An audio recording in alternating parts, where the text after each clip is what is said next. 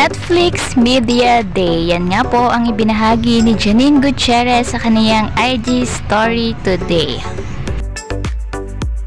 Malapit na nga po nating mapanood sa Netflix ang Lavender Fields. Dito nga po magpe-premiere ang Lavender Fields sa darating na August 30, 2024.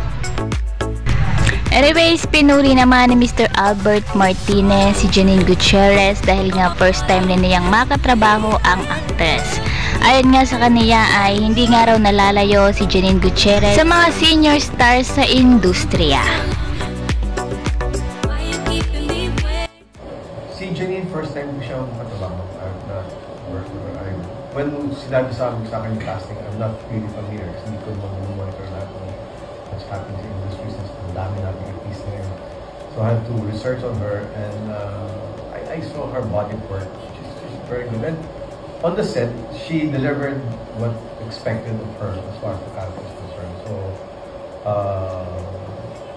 hindi siya nalalayo sa mga senior stars ng Lavender Fields. As far as Jodie naman, I worked with her.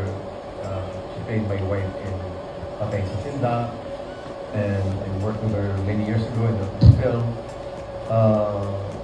Jodie is a top-notch level as far as performance concerned. So,